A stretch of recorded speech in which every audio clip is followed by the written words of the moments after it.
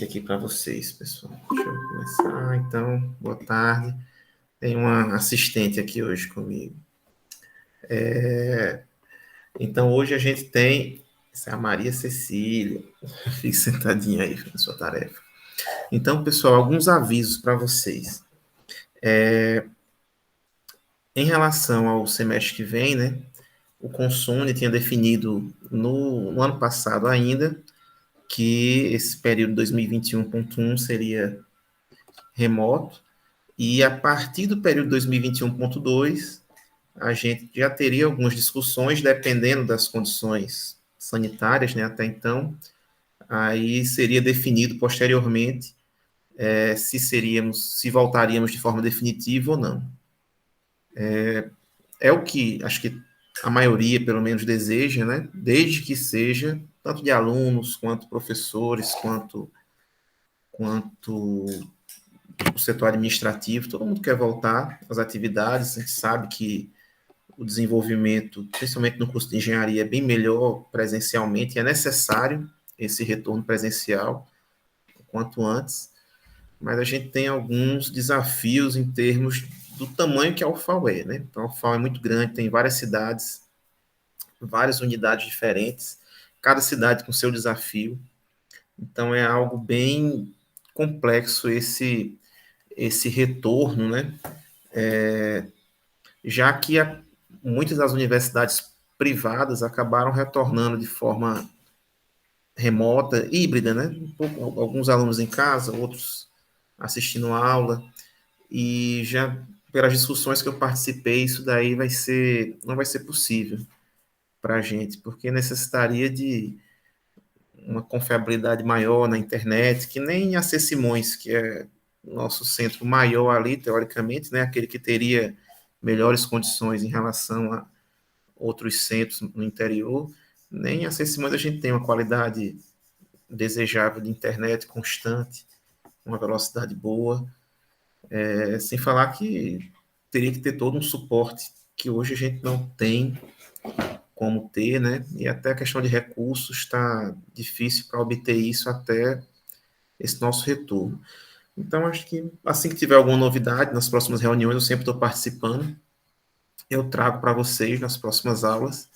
Até eu acredito que tenha que ser trazido isso antes, uma maior antecedência possível, até porque a gente tem alguns alunos, e também tem alunos que estudam no interior também, que não são da cidade em que a universidade se localiza, e aí tem que reavaliar, rever o aluguel de casa, rever, enfim, uma série de questões necessárias para o retorno presencial. Então, eu acredito que nas próximas semanas, no final de janeiro, início de fevereiro, já tenha algum direcionamento em relação à aula presencial no próximo semestre, né, 2020.2, 2021.2.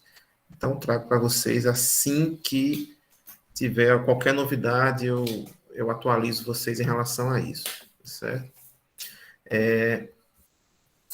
Bem, então, em relação ao semestre passado, a gente finalizou as provas, eu já corrigi quase todas, só que ainda não coloquei na planilhazinha para fazer o somatório com os pesos, mas foram boas, até agora foram boas as notas, eu corrijo por questão, depois faço o somatório e coloco na planilha, eu acho que até amanhã ou quarta eu divulgo, para todo mundo já ficar sabendo sua nota, certo? Tanto no AVA quanto no CWeb também, vocês vão ver. No AVA vai ser bom porque vocês vão ver uma planilha com a pontuação, né, para cada peso, e no CWeb vai ver já o resultado completo, né? Só relembrando, 80% da nota é da prova, 20% das presenças, não, perdão, 20% das atividades foram sendo realizadas ao longo do semestre, da AB, no caso, do bimestre, e 10%, no caso, um ponto extra para presença, certo? E em relação ao andamento do assunto, a gente finalizou no primeiro bimestre, né, a gente finalizou o, a parte de corrente contínua. Então, se vocês olharem lá no livro, até o capítulo 4, a gente já viu, finalizando a parte de corrente contínua no capítulo 4. Dos slides, a gente foi até os slides, né, o capítulo 3, parte 3. E agora a gente vai iniciar nos slides o capítulo 3, parte 4, e lá no livro, o capítulo 9 do livro. Vai dar um salto no livro, porque tem alguns assuntos que não estão na nossa ementa, então a gente vai dar um saltozinho no livro do capítulo 4 para o capítulo 9, e vamos iniciar agora a parte de análise de circuitos em corrente alternada, tensões e correntes alternadas, certo? Deixa eu compartilhar com vocês.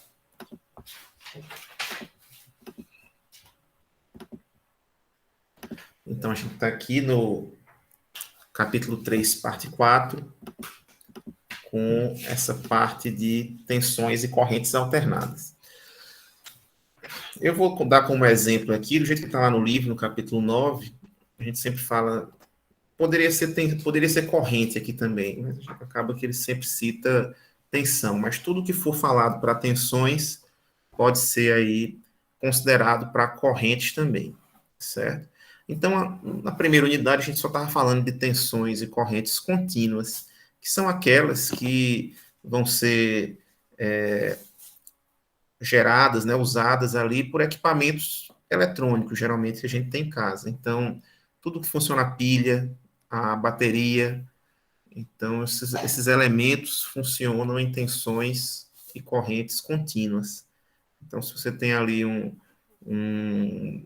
controle remoto de uma TV, se você tem algum brinquedo em casa de criança, um carrinho, se tem, enfim, uma máquina fotográfica, qualquer coisa, o seu celular tem uma bateria interna, qualquer equipamento eletrônico, eles vão, a bateria de um carro, por exemplo, para dar partida, ligar os componentes internos de um carro, então ali é uma bateria de 12 volts, então vai depender do nível de tensão para cada aplicação, mas são tensões constantes, contínuas no tempo. Já a tensão das nossas tomadas são... Vamos lá. Já as tensões das nossas tomadas, elas são tensões alternadas. Então a gente vai ter algo parecido com isso daqui, ó. Um seno ou um cosseno, né? Aqui o padrão, por questões de escolha mesmo, de escolha desse padrão, a gente vai utilizar o cosseno. Mas poderia ser o seno também, mas nesse caso ficou o cosseno como padrão para a definição de uma tensão ou de uma corrente alternada. E aí esses elementos, né, são chamados podem ser chamados também de elementos periódicos, vocês podem encontrar. Periódico porque tem um período. E o que é o período, né? Só para vocês relembrarem aí as questões de trigonometria, né, entre outros assuntos. Quando a gente tem um sinal periódico, é um sinal que se repete.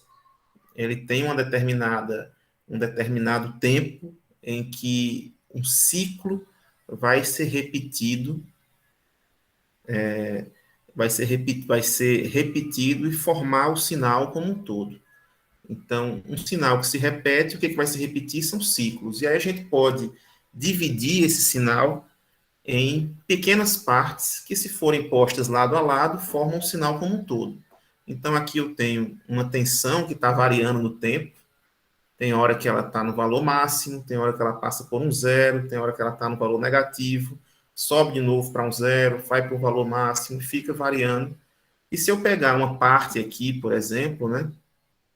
Se eu pegar aqui de um vale, aqui de um mínimo, até o mínimo seguinte, essa parcela do sinal aqui, ó, que vem, sobe, depois desce, se a gente repetir, sair dando um Ctrl+C, Ctrl+V aqui, colocando um do lado do outro, eu consigo montar o sinal como um todo. Tem um colega aqui de vocês que pediu para entrar, só um minutinho. Pronto. Eu consigo montar o sinal como um todo. E o tempo de duração nesse caso, só retornando aqui, né, a gente tinha feito aqui o período de um negativo para outro negativo. Mas poderia ser o mesmo período, o mesmo ciclo, né, de um positivo para um positivo, ou de um zero, saindo aqui desse zero. Aí eu subo, desço, cheguei no zero de novo. Aí depois desço e subo, pronto. Então, desse zero até esse daqui também é um ciclo.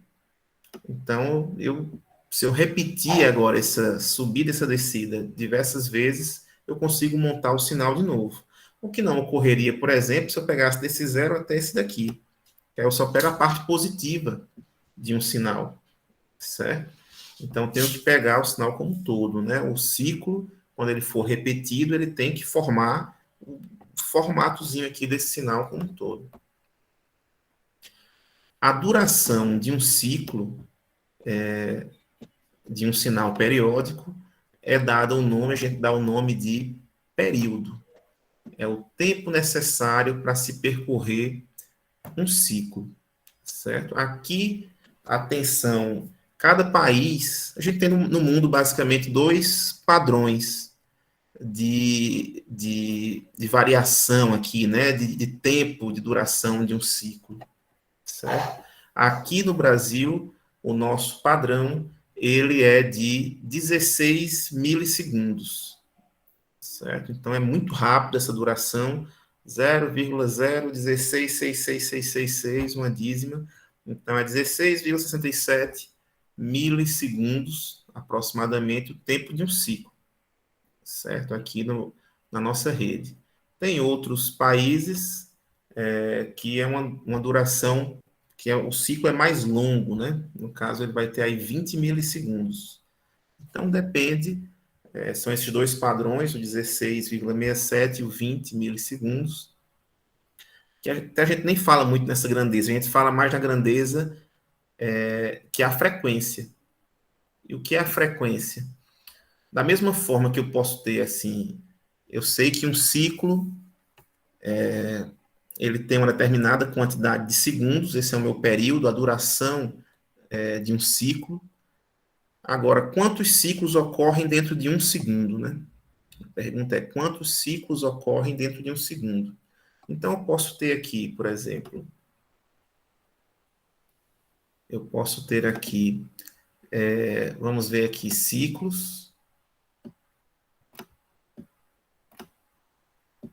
ciclo, número de ciclos aqui, certo? E aqui eu vou colocar tempo.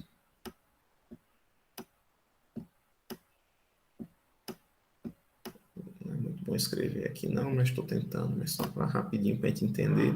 Ciclo e tempo. Eita.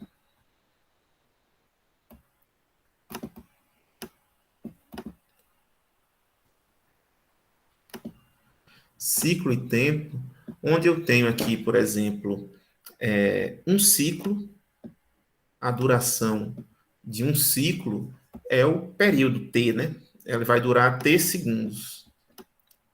T segundos. Certo? Aí agora a pergunta é: quantos ciclos eu vou ter em um segundo?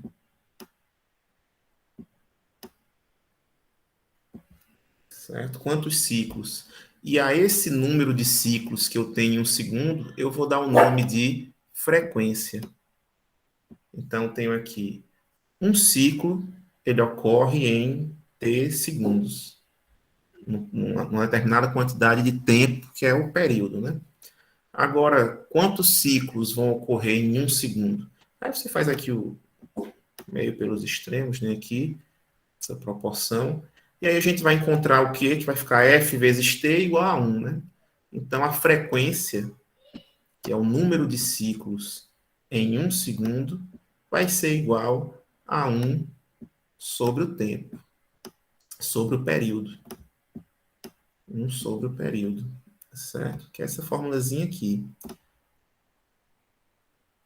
Então, como eu disse a vocês, que a gente tem aqui no Brasil, né, 16 milissegundos, vou abrir aqui a calculadora, o nosso padrão é de 16 milissegundos, Então, 16, deixa eu deixar aqui para ficar aparecendo.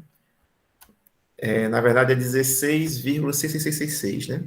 Milissegundos. Então, se eu divido 1 dividido por 16 mili, vai dar 0,0, aí 6, 6, 6, 6, 6, 6, 6, 1, 6, 6, 6. Pronto. Essa daqui é a nossa frequência, né? 1 sobre F. Na verdade, 1 sobre T. Esse aqui é o nosso período, né? 1 dividido pelo período vai dar a frequência. Então, eu tenho 60 ciclos por segundo aqui no Brasil. Em outros países, a gente tem uma frequência de 1 dividido por 0,020, né? 20 milissegundos, que vai dar 50 ciclos por segundo. Eu até abri já aqui na turma da manhã, tem no Google aí frequência de países, né? Aí aparece aqui, ó, Abu Dhabi 50, Afeganistão 50, Albânia. Aí lá embaixo tá aqui, ó, Brasil, cadê Brasil? Tá aqui. No Brasil tem aqui os níveis de tensão que a gente utiliza e 60 ciclos por segundo ou 60 Hz, certo? Se vocês pegarem alguns equipamentos, um carregador que vocês tenham, ou qualquer equipamento eletrônico, se olhar ali naquela fonte do equipamento, né? Aqui no notebook, eu tenho essa fonte, deixa eu botar longe. Se olhar as letrinhas pequenas, vai estar lá informando uma determinada quantidade de hertz. Na maioria dos equipamentos mais modernos, eles já funcionam tanto com 50 quanto 60 hertz. Principalmente os carregadores de celular vão ter as duas informações, 50 ou 60 hertz. Quando a gente tem principalmente os motores elétricos, ou vão funcionar em uma ou em outra frequência, são determinados. Isso daqui foi muito na questão da implantação daquele sistema elétrico, né?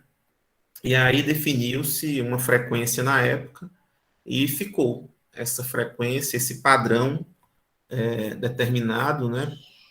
Pela época e pelos equipamentos, os geradores que chegaram a ser implantados nessa fase. O Brasil, a gente tem uma questão interessante, que se a gente procurar aqui, ó, o Paraguai, cadê? MNOPQRS, P aqui, Paraguai, cadê? Paraguai. Se a gente ver aqui no Paraguai, ele tem 50 Hz. Isso daqui é problemático para a gente, até hoje. Por quê? Porque uma das maiores usinas do mundo é Itaipu, usina de Itaipu. Itaipu, pelo próprio nome, ó, ela é Itaipu binacional, certo? E significa o quê? Itaipu binacional? Porque ela é divididazinha aqui, ela fica localizada bem na divisa do Brasil com o Paraguai, certo? Fica bem na divisa. E aí, na época que foi inaugurada, lá nos anos 80, o trato político na época, né, ficou 50% da usina para os paraguaios, 50% para os brasileiros. Só que o Paraguai não usa, e eles têm esse padrão, desde essa época, né, de equipamentos elétricos que funcionam com 50 Hz. Cadê? Enfim, perdi aqui. Paraguai. Aqui, com 50 Hz. E o Brasil, com 60. Teve que se fazer o quê? Parte dos geradores, ficaram do lado do Paraguai, com 50 e os nossos com 60. Só que o Paraguai é um país relativamente pequeno e não tão industrializado, que eles não usam nem os 50% que são para eles, eles não usam tudo. E aí a gente meio que precisa de mais energia, muito mais, só Itaipu é insuficiente, então a gente compra parte dos 50% que não são usados pelo Paraguai. E aí, para usar aqui no Brasil, a gente não poderia colocar na rede 50, tensões e correntes em 50 Hz. A gente tem que converter. Então, esse processo de conversão é um processo caro, que requer manutenção. Já assisti algumas palestras de especialistas dizendo que valeria muito mais a pena nessa época, lá nos anos 80, a gente ter o governo brasileiro ter subsidiado de alguma forma a substituição dos equipamentos da população paraguaia, né, para 60 Hz do que ficar tendo esse custo com essa conversão até hoje, né? E agora, quanto mais tempo passa, mais equipamento se tem, e agora não sei se acho que já se tornou inviável essa substituição. Mas é isso daí. Tem aqui o site de Itaipu, fica lá no, bem na divisa, né? Entre o Paraguai e o Brasil. E tem várias informações aqui, depois a gente entra mais e vê mais detalhes.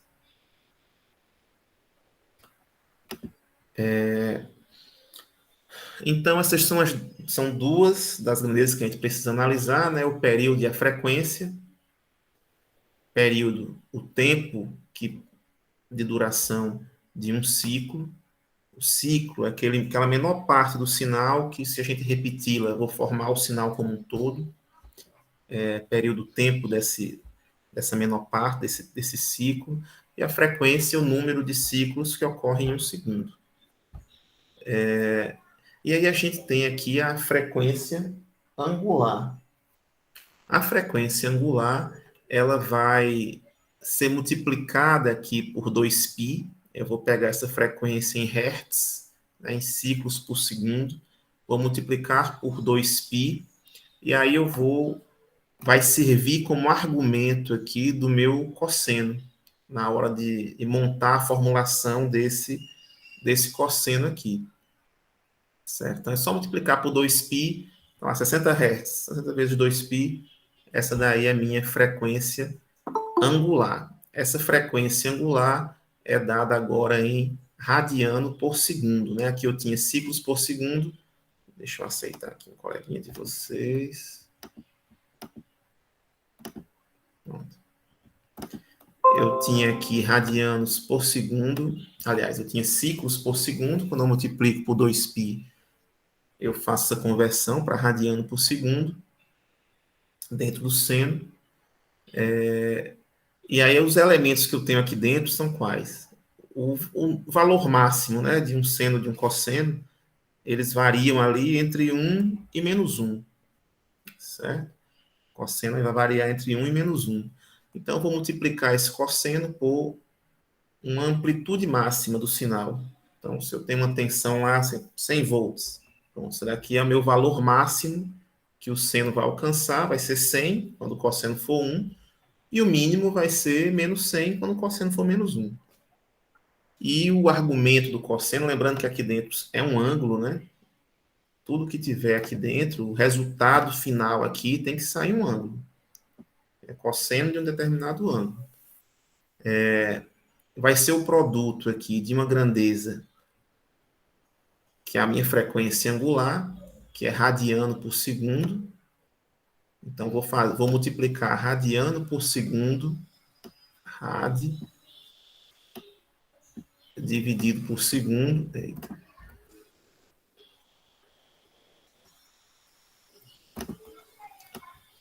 Radiano dividido por segundo,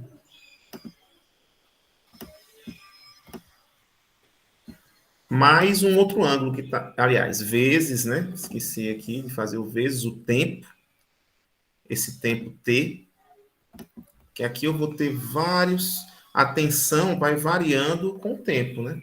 Então, se eu tenho um tempo aqui de 1 segundo, vai ser uma tensão diferente quando for 2 segundos, ou 2,5 segundos, ou 0,5 segundo. Então, esse tempo vai variando o valor da tensão. Então, eu vou pegar a minha frequência angular, multiplicar pelo tempo. Então, aqui eu venho e multiplico pelo tempo, vezes o tempo, esse tempo em segundos. E, finalmente, eu somo com uma defasagem, que é esse φ aqui, certo? Que é um ângulo também, no caso aqui em radianos. Então, no final das contas, ai meu Deus, me ajuda. Então, no final das contas, eu vou ter aqui em radiano também, rádio. Então, eu vou ter radiano por segundo vezes segundo, então corta segundo por segundo e fica radiano mais radianos. E aqui eu fico com um ângulo aqui dentro do meu argumento. Então, vai dar certo o cálculo desse cosseno, desde que esses ângulos estejam na mesma unidade, né? Então, aqui a frequência angular tem que estar em radiano por segundo, ou seja, eu tenho que multiplicar a frequência em hertz por 2π. O tempo tem que estar em segundos aqui, e esse ângulo do defasamento tem que estar em radianos. Certo? Esse defasamento significa o quê? Esse φ. Se o φ fosse zero, se eu considerasse o φ igual a zero, 0 grau, 0 radiano, enfim. No tempo zero, independente da frequência angular, eu vou multiplicar uma frequência angular por zero. Qualquer produto por zero vai dar zero, né? Se o φ é zero também, então vai dar cosseno de zero no tempo zero. E cosseno de zero é 1. Então, eu começaria meu gráfico pelo máximo da tensão. Começaria meu gráfico daqui. Mas se eu quero causar um defasamento, é como se eu puxasse esse ângulozinho um pouquinho para trás ou um pouquinho para frente. Certo? E aí ele inicia um pouco antes do zero, ou um pouco depois, enfim. Dependendo do ângulo de defasamento que eu coloco aqui. Vou mostrar para vocês. Eu acho que quando eu entrei aqui na UFAL, eu assumi uma disciplina no primeiro período das engenharias, que foi uma disciplina de introdução, não, de introdução à computação, certo? E na época, lá, acho que em 2015, 2016, ela tinha, a gente usava o MATLAB. E eu acho que nos últimos semestres, acho que 2019 para cá, os professores da área de introdução à computação começaram a mudar para o Python. Eu não lembro, não sei se vocês chegaram, alguns a pegar Python, outros a pegar MATLAB, foi todo mundo MATLAB, ou todo mundo Python, enfim. Mas aqui eu vou mostrar no MATLAB, e é bem similar, não tem... Dá para fazer nos dois, essa plotagem de gráficos que eu vou fazer aqui, só para a gente ver como é que a gente monta esse sinal, uma, uma tensão, uma corrente, um sinal alternado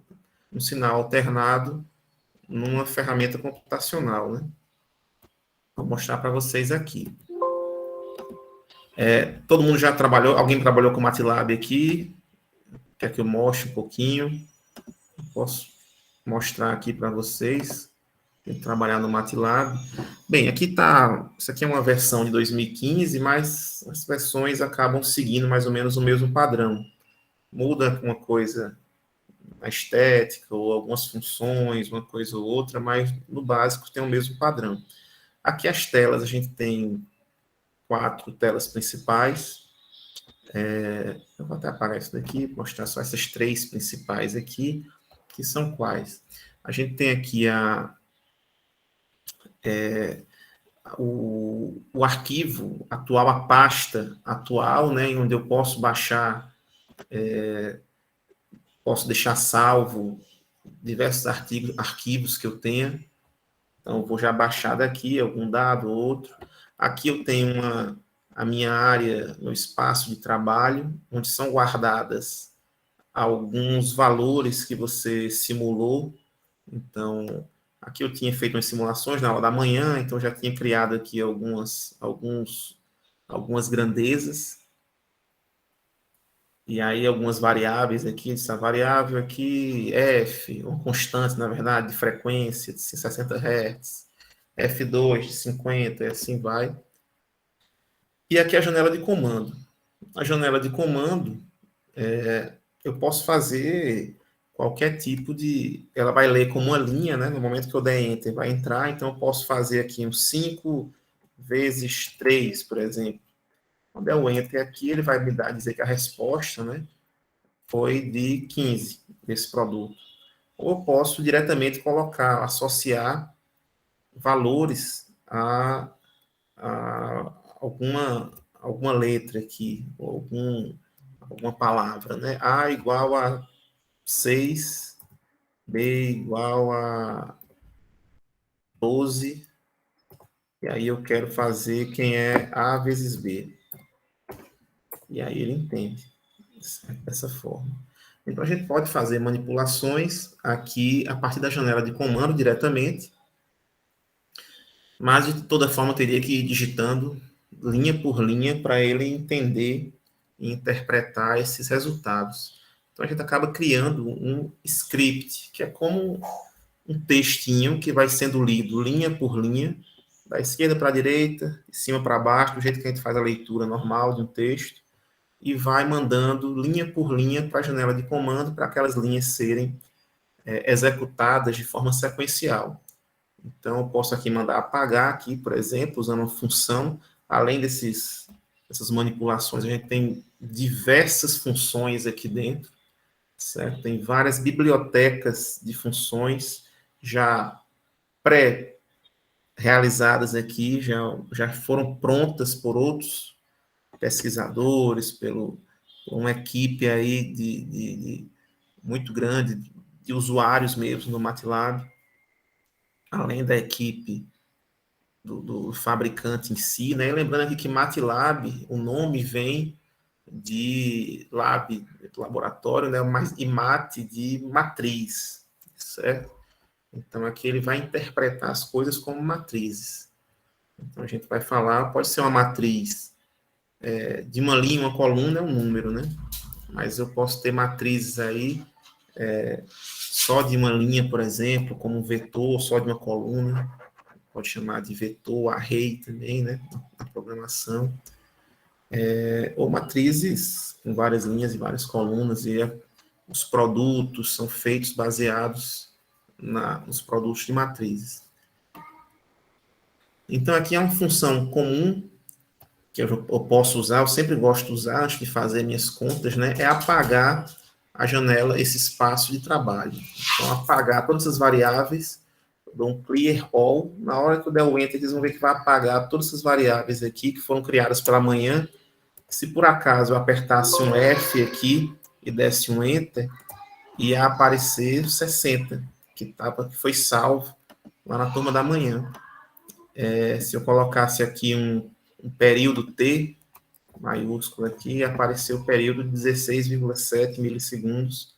Eu coloquei pela manhã. Se eu quiser mudar, eu dou um clear all, e aí eu apago tudo. Então, apaguei tudo. Agora, se eu botar um F, ele vai dizer que é uma função ou variável indefinida, não sabe quem é F mais. Se eu botar o T, também não sabe quem é esse T, porque eu dei o clear all.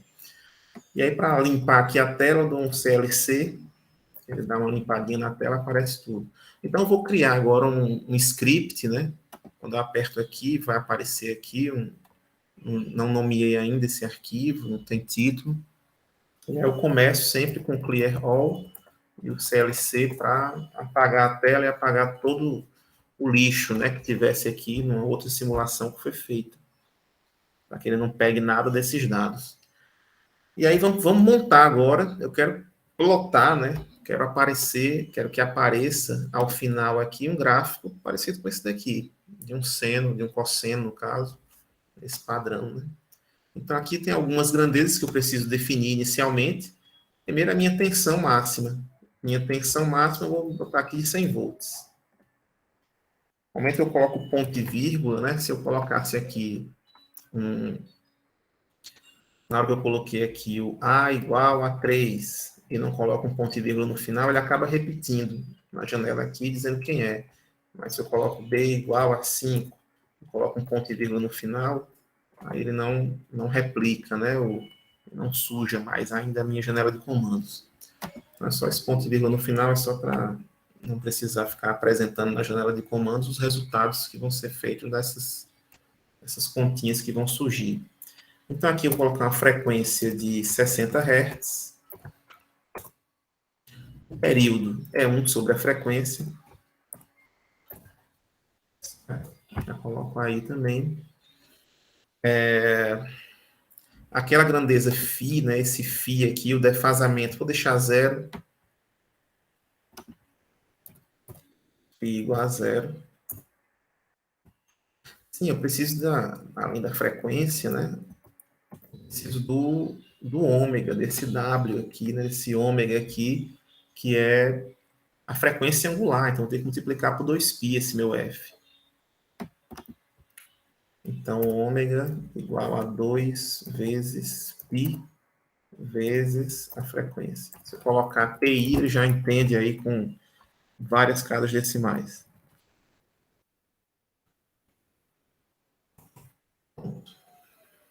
O único que está faltando agora para montar a minha tensão, eu tenho o VM, tenho o ômega, tenho o φ, só falta agora o tempo. Eu tenho que definir o tempo, né? E aí, para definir o tempo, eu tenho que discretizar esse tempo, né? O tempo é uma grandeza contínua, eu tenho que discretizar de alguma forma, para que eu consiga apresentar esse meu gráfico. E aí eu vou definir a quantidade de pontos que eu quero que represente um segundo, por exemplo, um segundo de simulação. Eu sei que em um segundo vão aparecer 60 ciclos. Então, se eu colocar em um segundo, e aqui eu posso criar o tempo, né, como um vetor, uma matriz. Então, para criar uma matriz, eu vou colocar a matriz entre colchetes e vou colocar de 0 a 1. Aí pode ser o quê? Pode ser 0, aí espaço 0,1, 0,2, 0,3, 0,4, até o 1. Eu tenho 11 pontos aqui, certo? Do 0 até o 1, de 0,1 e 0,1. Só que vai ser insuficiente isso daqui, né? Eu tenho que representar eu tenho que ter uma quantidade de pontos que eu consiga ter uma representação de 60 ciclos. Então aqui eu não tenho nenhum ponto por ciclo, né? E para representar essa imagem aqui, se eu tivesse um ponto por ciclo, né, 60 pontos, por exemplo, eu tenho só 11, eu teria esse ciclo todo sendo representado por um pontinho nele só. Então, eu tenho que ter um número bem maior de pontos para que esse formato aqui, a ligação de um ponto a outro, fique aparecendo o formato realmente do seno, né? Do negativo, subindo e tal, passando pelo zero. Então, se eu sair digitando isso daqui, do jeito que está aqui, lá na janela de comando, aí eu tirando ponto e vírgula, né? Quando eu der o Enter, ele vai entender que eu coloquei aqui uma matriz de 1 por 11, certo? Uma matriz de uma linha e 11 colunas, de 0 a 1. Só que eu vi que 11 é pouco. Não dá para representar bem um sinal senoidal com a frequência 60 Hz com 11 pontos. As ligações de um para outro aí não vão gerar algo parecido, né, com o seno. Então, se eu colocar 100 pontos, pô, professor, eu vou ter que digitar 0, aí 0,01, 0,02, até 1, vai dar um trabalho danado para fazer isso, né? Vai. E a gente não vai fazer dessa forma. Tem uma outra forma de representar esses pontos, que é a seguinte. Tem várias formas, na verdade, mas uma que eu mais uso, eu coloco um 0, o ponto de início, aí 2 pontos. Um intervalo de um ponto para outro, 0,1, é um incremento, e o ponto final. Então, se eu fizer o mesmo que eu fiz aqui em cima, digitando, né, ponto a ponto, o mesmo que eu fiz aqui, eu consigo aqui, só informando o ponto inicial, o incremento e o ponto final. Eu vou ter os mesmos 10, o T vai ter os mesmos 11, aliás, elementos. Né? Se eu quiser criar agora 100 pontos, é só botar um incremento de 0,01 e 0,01. Então, aqui eu vou ter agora 101 pontos, né? Eu der um Enter aqui, olha, aparece os 101 pontos. Aqui as colunas de 0 a 14, de 15 até a coluna final, a coluna 101. Então, aqui já dá para apresentar alguma coisa, vamos ver como é que vai ficar. Então, acrescentei aqui, ó. Então, clear aqui. Dá uma limpada. Esse aqui é o tempo. E agora vamos montar a nossa fórmula, né? VM igual a Olha a fórmula como é. VM não, perdão. É V igual a VM cosseno de ômega t mais φ. V igual a VM vezes cosseno de ômega t mais φ. Aí, eu montei aqui a minha equação. Agora eu vou plotar essa equação. E aí eu tenho uma função chamada plot.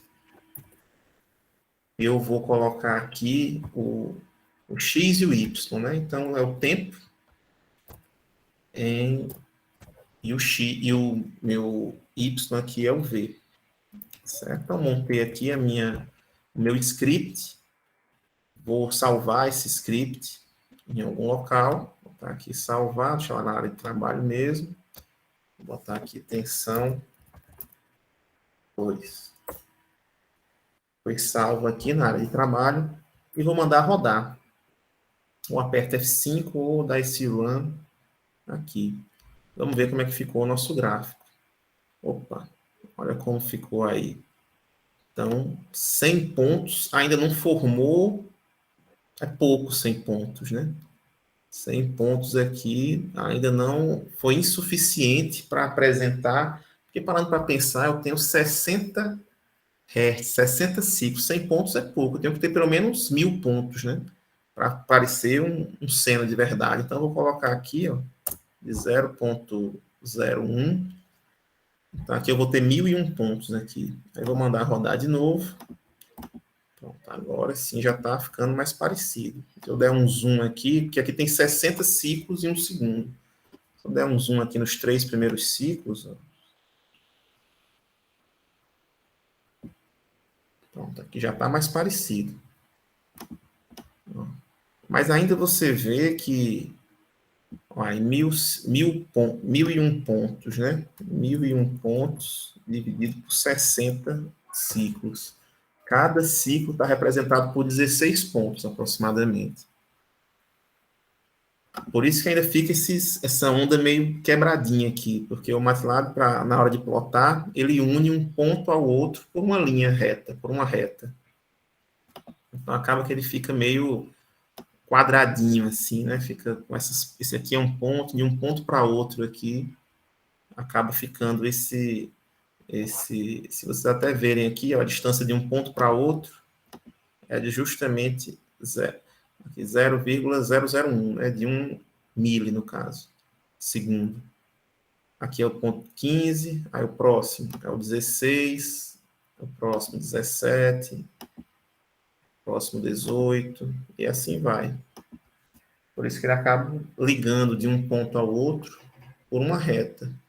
Então, vou colocar um pouquinho menor aqui, vou voltar aqui para o original, vou deixar agora um pouco menor ainda. Agora vão ser o quê? 10.001 pontos, né? 10.001 pontos. Eu dou o Enter aqui, ó. Aí agora sim, se eu der um zoom, eu já não vou conseguir ver tão claramente aquelas retas, né? Já vai aparentar que é uma curva bem lisinha já.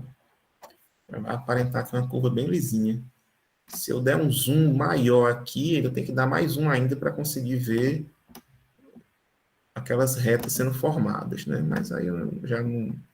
Agora pronto, agora já estou conseguindo ver um pouquinho as retas, eu já vejo aqui as retas que estão ligando cada ponto, um a outro, né? Só para deixar mais organizadinho aqui, eu vou deixar para ele apresentar 3 ciclos, mesmo calculando todos, eu vou apresentar, na verdade eu vou apresentar aqui, colocar o período, aqui o período, né? Vou botar um Tmax igual a 3 vezes T. Pronto. Então, aqui, ao invés de 1, vai ser Tmax. Vamos ver agora. Eu dou o Enter, ele só me apresenta 3 ciclos. Só 3 períodos aqui estão sendo apresentados, né? Fica mais bonitinho de ver. E ainda vou colocar uma grade aqui, para ele apresentar uma grade, que fica melhor de se visualizar, que é um grid. Tem uma funçãozinha chamada grid on aqui. Quando der o enter, o rodar, aparece essa gradezinha no fundo. Dá para você ver onde é que está o zero, bem direitinho, onde é que está os máximos, enfim. Então, esse é um sinal alternado, certo? Um sinal senoidal, uma tensão, ou pode ser representada também uma corrente alternada. E aí vamos ver o que vai impactar quando a gente mudar o φ, né? Vamos mudar o φ está igual a zero, então está como um cosseno normal. Qual o cosseno? No tempo zero, com um argumento zero interno aqui, né, dessa fórmula, cosseno de zero é 1. Então vai ficar a tensão máxima vezes 1. Minha tensão máxima na fórmula aqui foi 100, então no tempo zero ele começa lá do 100. Aqui, zero, tempo zero, 100 volts, certo?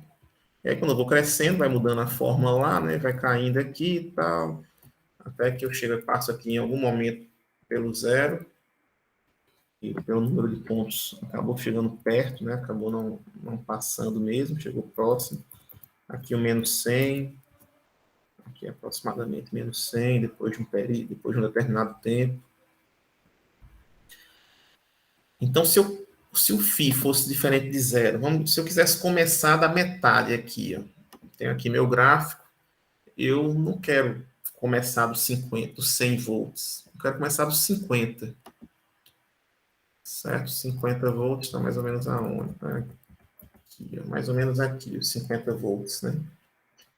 Então, tenho que dar um defasamento, ângulo, que no zero, no tempo zero aqui, eu tenho cosseno, que o argumento dele, cosseno de um determinado ângulo, de 0,5. Qual é o ângulo que o cosseno dele é 0,5? Quem lembra aqui? O ângulo que o cosseno dele é 0,5. Se você lembrar bem aqui, ó, o cosseno de... Aqui deve estar em graus, meu Deus, deve estar... Degree, tá aqui, está em graus. O cosseno de 60 graus, se eu calcular aqui, cosseno de 60 graus é 0,5. Então, é só eu colocar o φ em 60 graus, porque quando o tempo for zero, vai cortar isso aqui, fica cosseno de 60, que dá 0,5. Então, aqui é só chegar aqui, ó, colocar o φ 60. É isso? Se eu colocar o φ 60, o que vai acontecer? Ele vai substituir 60 dentro do argumento desse cosseno. No MATLAB, na maioria dos softwares, né, os argumentos dos ângulos são dados em radiano. Então, não posso colocar 60 aqui. Eu tenho que colocar π sobre 3. Agora sim, a gente vai ver quando eu der o Enter aqui, o gráfico não vai mais aparecer começando do 100. Ele vai dar uma deslocada no gráfico aqui para a esquerda e vai começar dos 50, mais ou menos, né? Eu vou dar o play. E aqui a gente vai ver que, ó, começou exatamente dos 50 aqui, ó, no tempo zero. No tempo zero,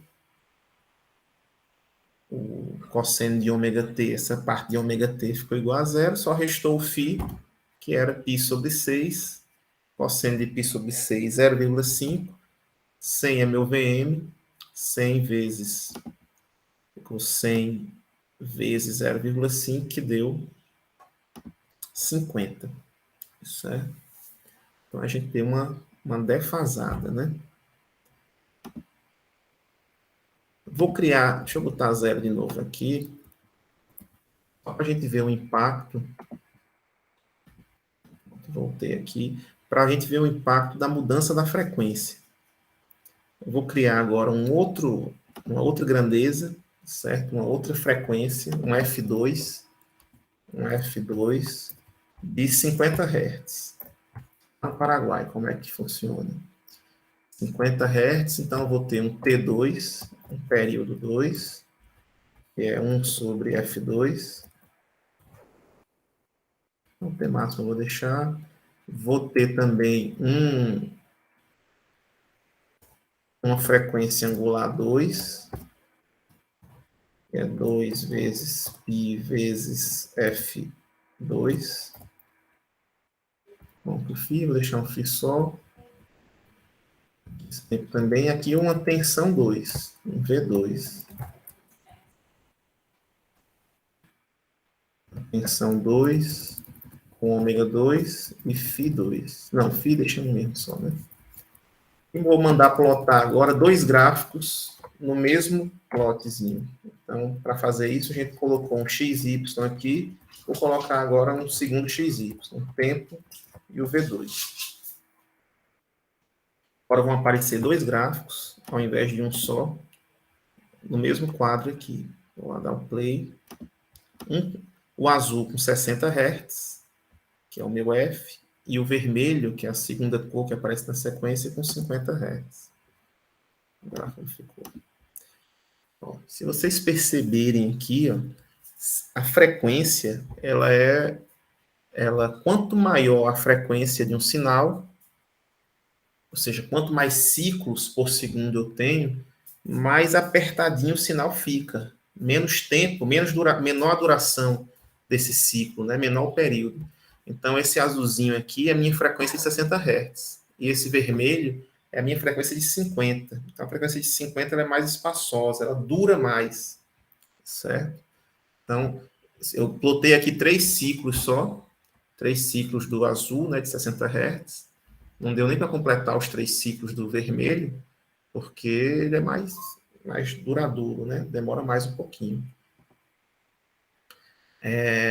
Mas se eu colocasse até um segundo, vou colocar até um segundo para a gente ver.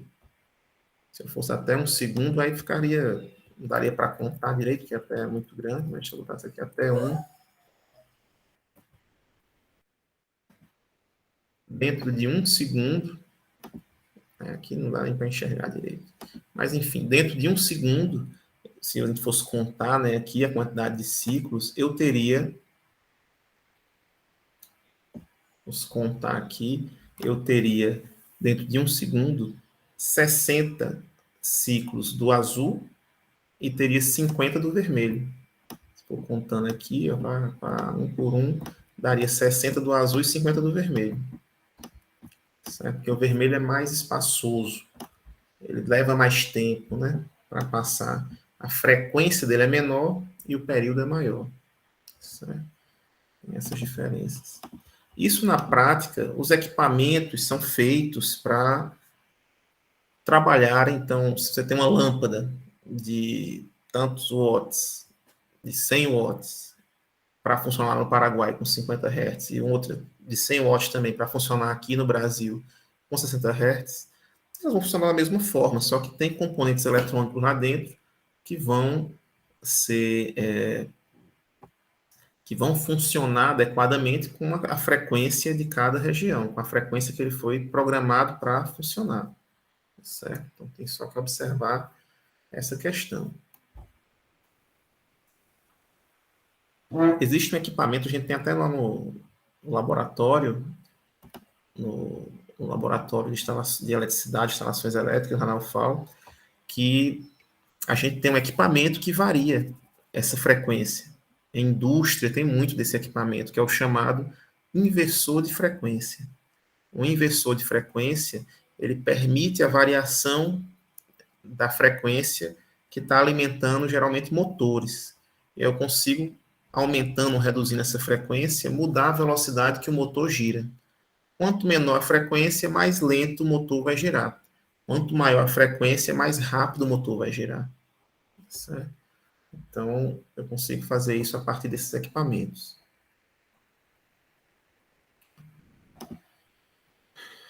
Voltando aqui. Ok, pessoal, até agora?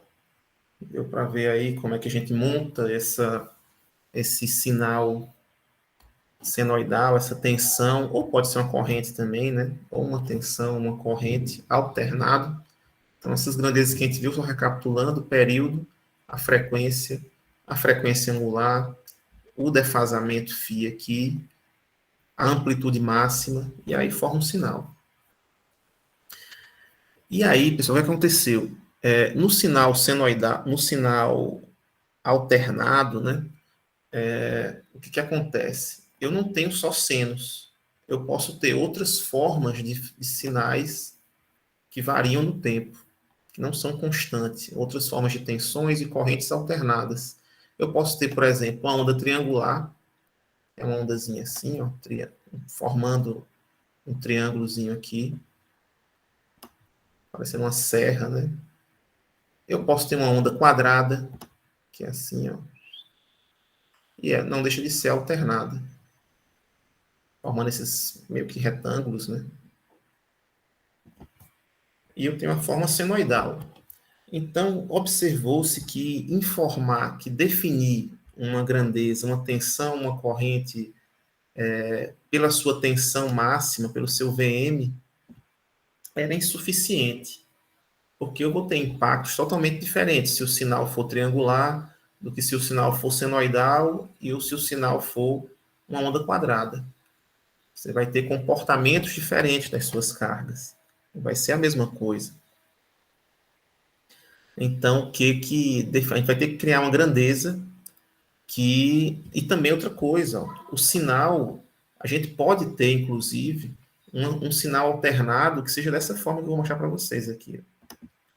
Eu posso ter um sinal alternado desse jeitinho aqui. Ó. Pode até ser um senoidalzinho, só que ele só é positivo. Ele só faz assim. Ó. Essa parte negativa aqui não existe. Então ele vem, sobe, aí sobe de novo, sobe de novo. É uma tensão alternada do mesmo jeito, só que com a parte toda positiva, não tem parte negativa. Então, se eu falo, se essas duas tensões têm a mesma, essa outra inicial, né, com parte negativa e positiva, tem a mesma amplitude máxima do que essa daqui, só com parte positiva, não dá para eu definir a tensão máxima como uma referência para uma tensão ou uma corrente. Eu tenho que apresentar de outra forma, representar esse sinal de outra forma. E aí, como é que definiu-se essa representação? Foi definido da seguinte forma, que a gente acaba, deixa eu apagar aqui, pronto, que a gente acabou fazendo assim.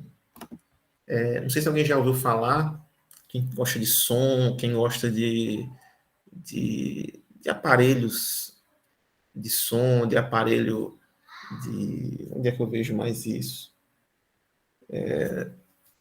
Não, motor não, é mais a questão de som mesmo, aparelho de som. Que o pessoal diz, não, essa caixa de som aí da JBL, ou essa caixa de som tal, aqui, ela tem uma potência de tantos watts RMS. Alguém já ouviu falar essa sigla, RMS, eu já vi em algum equipamento eletrônico, RMS. O que significa o RMS, né? É root mean square. Então, vindo do inglês, já que é de trás para frente aqui, square é quadrado, mean é média, root, raiz, certo? Então, eu vou pegar o sinal, elevar ao quadrado, calcular a média e passar a raiz. Por que se faz isso? Na hora que eu elevo esse sinal aqui ao quadrado, o que acontece? Eu elevei a parte positiva ao quadrado, beleza, e a parte negativa, quando for elevada ao quadrado, ela vai ser rebatida para cima. Menos com menos fica mais, né? Então, eu vou elevar o sinal ao quadrado, depois, então, eu vou elevar aqui ao quadrado, ó, 2, peguei esse sinal e elevei ao quadrado.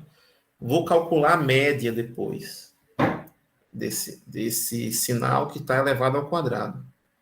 Como é que eu calculo a média de um sinal? Se fosse discreto, né? Se fosse pontos aqui, eu faria o somatório dos pontos, dividiria pelo número de pontos. Esse é o valor que a gente faz a média, né? A média de idade de vocês. Soma as idades, divide pelo número de alunos. Então, a média, agora para grandezas contínuas, como o tempo, somatório não é somatório, né? Ele se transforma numa integral. Então, eu vou fazer uma integral, depois dividir pelo tempo desse somatório desejado. Então, de 0 a t, ou de 0, enfim. Vou fazer somatório e dividir pelo tempo. Então, aqui eu vou fazer o que aqui? Ó, uma integral de 0 a t, de 0 a um determinado tempo. E aqui por fora eu divido 1 sobre t. Pronto, calculei a média. E por fim o r, né?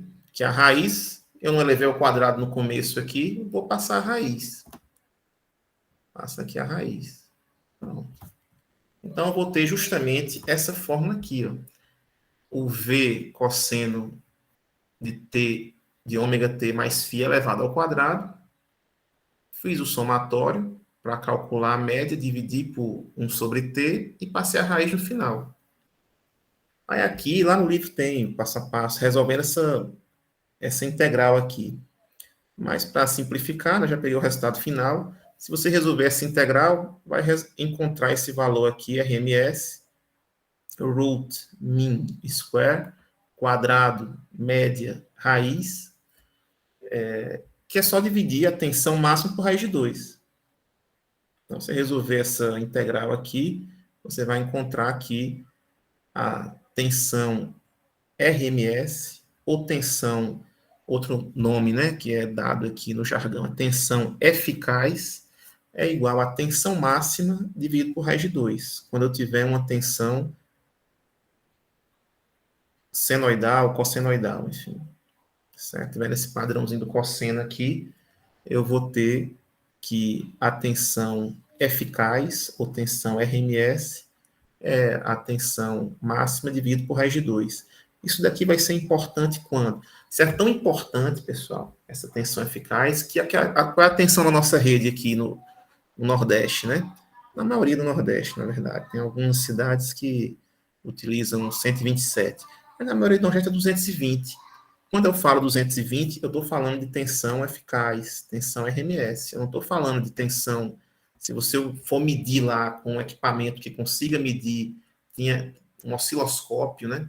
Que consiga medir esse sinal aqui, variante no tempo, eu não vou ver aqui 220, não, como V máximo.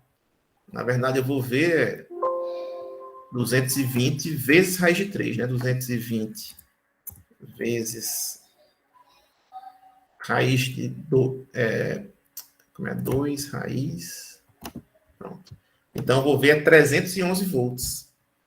A tensão máxima. A tensão máxima, olhando de forma gráfica aqui, a minha tensão das minhas tomadas é de 310 volts. Mas eu falo 220, porque eu trato sempre de tensão eficaz. E isso daqui, a gente vai ver a importância disso. Vocês vão lembrar isso daqui a um mês, mais ou menos, quando a gente for calcular a potência que os equipamentos que são alimentados com potências alternadas têm. Então, quando eu for fazer o produto tensão corrente, essa raiz de 2 aqui, que eu já acabo deixando de considerá-la, já considerando as tensões e correntes no valor eficaz, 220 volts, 30 amperes, isso tudo que a gente fala já está no valor eficaz, já está em RMS. Então, isso daí, na hora de calcular potência dos equipamentos, já vai ser a mão na roda. É um cálculo a menos que a gente precisa tratar, certo? Quando ele já está dividido por raiz de 2. Então, essas grandezas que a gente fala no dia a dia, que vem no manual dos equipamentos, todas já são tensões e correntes eficazes, certo? Alguém falou aqui. Deixa eu ver o que foi. Sim, Natália, precisa sair. Ok, Natália, sem problema.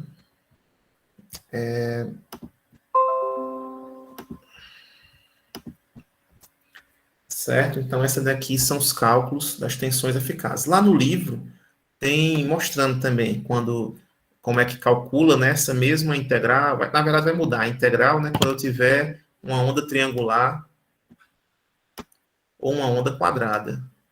Certo? Quando tiver uma triangular aqui assim, ou uma quadrada, a fórmula vai mudar e vai dar um outro valor de tensão, mesmo todas tendo a mesma tensão máxima, a fórmula das tensões eficazes vão ser diferentes. Certo? mas aí como não é muito nosso foco trabalhar com essas outras formas a gente não encontra no nosso dia a dia, não é objetivo, então a gente acaba dando um pulinho nessa parte. Mas se quiser calcular aqui com ondas triangulares ou ondas quadradas, dá para fazer também. E aí tem dois exemplos que eu quero. Vou estar tempo de fazer só um aqui, o outro eu quero que vocês façam em casa, que é o seguinte, ó. Aqui, sim, lembrando, né, a gente aqui usou o exemplo até agora de tensão, né? Mas onde tiver de tensão, eu posso ter corrente também. Só substituir por um I aqui e por um IM aqui. Aí permanece tudo igual. Certo? A análise permanece toda igual. Não vai ter diferença, não. É só fazer a substituição. Então, aqui nesse exemplo, tem aqui uma corrente senoidal tem amplitude máxima de 20 amperes. A corrente passa por um ciclo completo em 1 milissegundo, ou seja, a duração de um ciclo é de 1 milissegundo. O valor da corrente no zero, se a corrente máxima é 20, o valor da corrente no zero, no tempo zero, é de 10. Traz alguma informação interessante, né? Calcule a frequência em Hertz, aquela frequência ciclos por segundo, né? 1 sobre o período, em radiano por segundo, que é 2πf, a expressão geral de I, e calcule o valor RMS da corrente, que aqui como é senoidal, né, cossenoidal, enfim, é só dividir por raiz de 2, né? O 200 está resolvido. Mas vamos fazer o levantamento de alguns dados. A nossa fórmula ficou aquela, né? I igual IM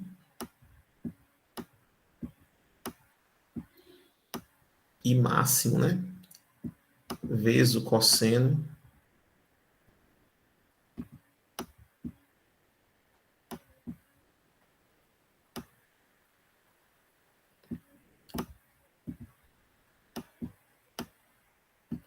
vezes o cosseno de ômega t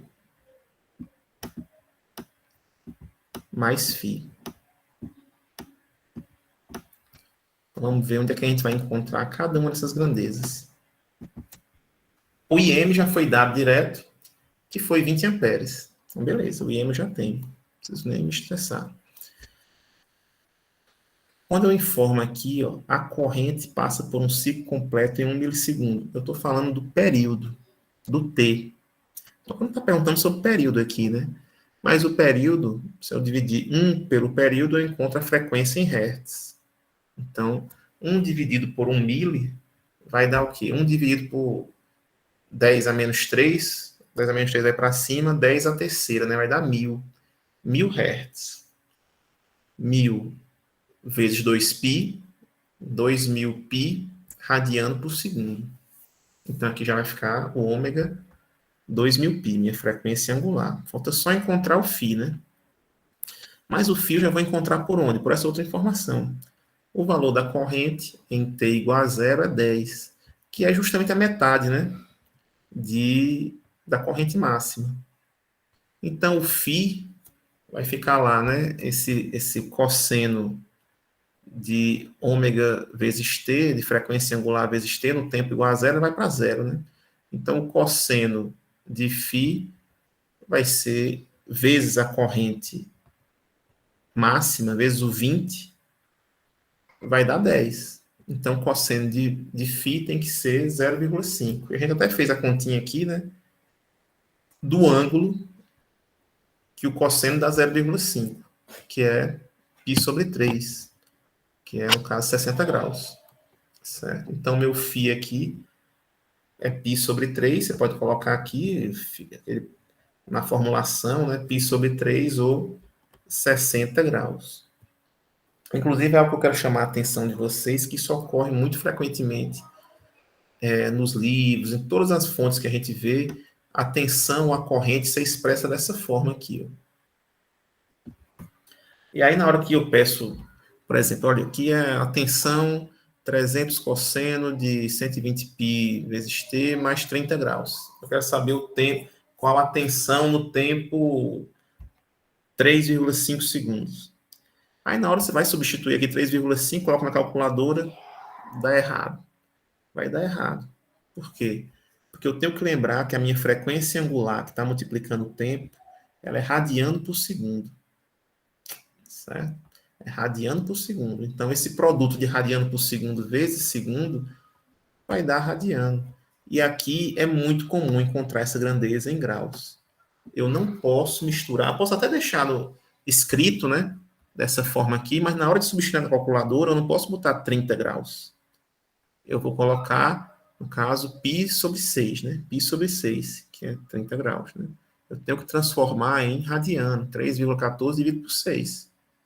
Senão, na hora que você botar na calculadora, ela vai entender 30 como 30 radianos. E vai dar errado, certamente. Certo?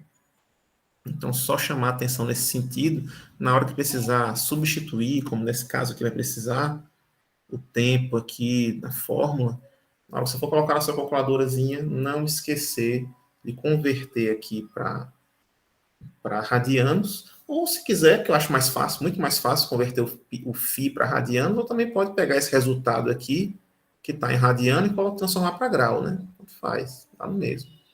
Aquela regrinha de 3 ali, 180 graus é igual a π, aí você encontra, que é 3,14, não sei o quê, aí você encontra em graus aí essa grandeza, mas é muito mais fácil transformar aqui para radiano.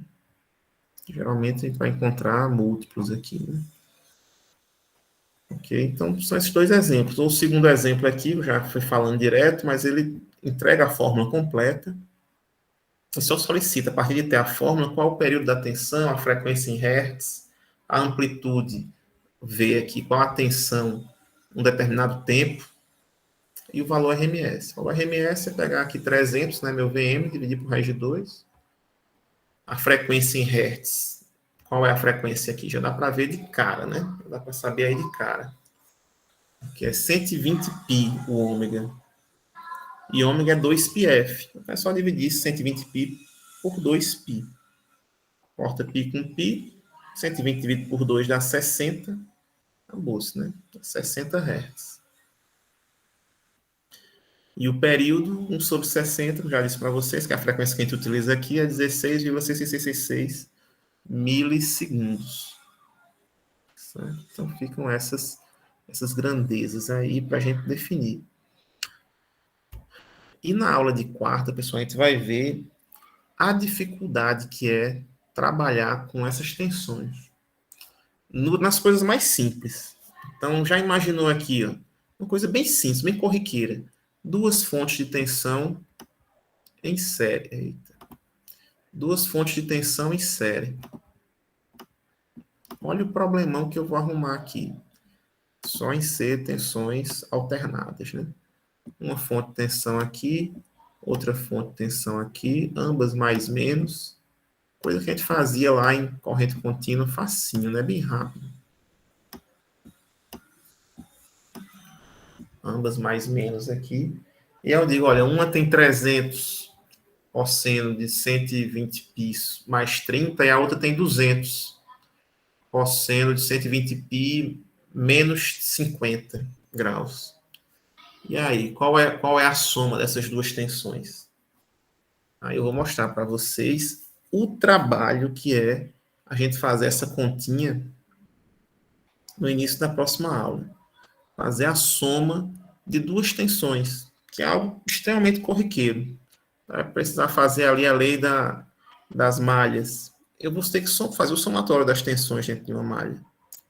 Mas com tensões alternadas, complica considerar esse exemplo aqui, ó, esse daqui. Duas tensões, V1 e V2. V1 é quem? 20 cosseno de ômega t menos 30. V2, 40 cosseno de ômega t mais 30. Mais 60, perdão. Só fazer a soma. Coisa mais corriqueira no circuito elétrico. A gente vai ver o trabalho que vai dar para fazer isso. Para fazer uma sominha de duas tensões alternadas. A gente vai levar aí umas 10 linhas de... umas 8 linhas de cálculo, mais ou menos. certo? Dá muito trabalho. Então, o que é que a gente faz? A gente faz uma conversão para facilitar. Então, eu vou mostrar para vocês como fazer isso na munheca mesmo, usando identidades trigonométricas, que vai demorar um pouquinho, mas vai sair. Tem que usar um artifício matemático para a gente conseguir chegar no resultado no padrão da tensão, né? Que é o VM cosseno de ômega t mais φ, dessa soma aqui de V1 e V2. Vai dar trabalho. E depois usando o conceito de fasor, que a gente vai ser apresentado na próxima aula. Que o conceito de fasor facilita muito nossa vida, certo? A gente vai converter esse número aqui, né, que está com cosseno, com grandezas trigonométricas, a gente vai converter esse número em um número complexo. Daí a importância da gente revisar de alguma forma os números complexos, certo? Ver como é que eles são apresentados, como é que eu faço soma de números complexos, subtração de dois números complexos, produto, divisão. A gente vai precisar muito. Então, eu troco a dificuldade, vamos dizer assim, de utilizar essas identidades trigonométricas, artifícios, por trabalhar com número complexo. Porque depois que você pega o ritmo, é muito rápido trabalhar com número complexo, certo?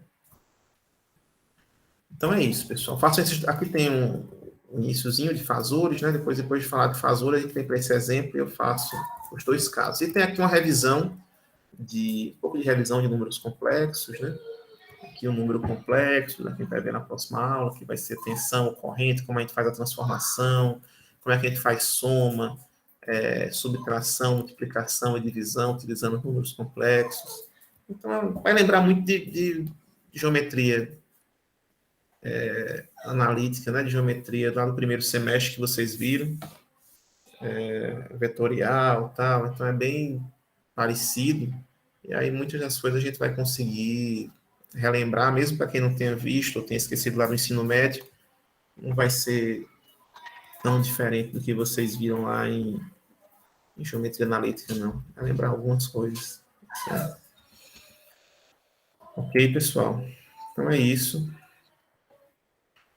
Eu vou fazer a chamadinha.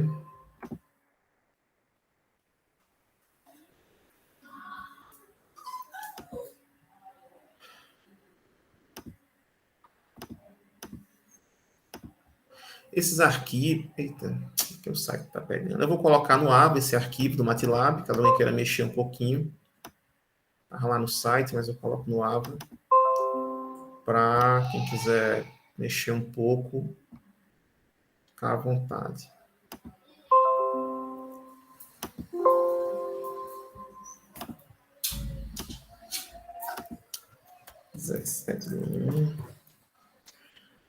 André Moraes. Autor. Arthur Emanuel. Presente, professor. André Moraes. Helder de Oliveira. Tá ruim André aqui. também tá aí. Beleza. Helder de Oliveira. Aí. Jaine Ribeiro. Presente. Ok. Luiz Felipe. Natália Nascimento. Presente, professor. Ok. Pedro Vinícius. Presente. Verena Maria. Presente, professor. Boa tarde. Ok. Emanuel Vitor. Tá aí. Marcos André. Quem foi isso aqui? Foi Natália. Marcos André. Rita de Cássia. Felipe Gama. Aqui. João Vitor. Presente, professor. Carla Vanessa. Ok. Lorena Carolina. Ok. Lucas Henrique. Ok. Maria Isabel. Presente, professor. Ok. Maíra Caroline. Presente, professor. Ok. Pedro de Freitas. Presente, professor. Ok. Rebeca Emanuela. Ok. Cristófane Paulo. Cristófani. Jonas Antônio. Presente, professor. Ok. Maria Mona Lisa. Presente. Maria Vitória. Pedro Antônio. Presente. Rabeck. Presente. Ok. Thaís. Túlio. Presente, professor. Rodrigo. Presente, professor. E Geraldo Júnior. Estou por aqui, professor. Ok, pessoal. Então, por hoje, cadê Natália aqui? Que disse que tá. Natália respondeu. Sou eu, professor. Ok. Então é isso, pessoal. Agradeço a presença de todos. E daqui a pouco, até amanhã, eu coloco as notas. Tá bom? Então, por hoje era isso. Até quarta. Tchau, tchau. Tchau, professor. Até quarta. Professor, Oi. aqui é Cristófano, né, que eu não tive um problema aqui com o meu sinal, não consegui responder. O senhor fez a chamada agora? Ah, deixa eu ver, eu acho. Cadê? Cristófano. Cris. Achei. Pronto. Tirei aqui a falta. Beleza, Cristófano. Ok, obrigado, Ok. professor. Até a próxima Valeu, aula. tchau.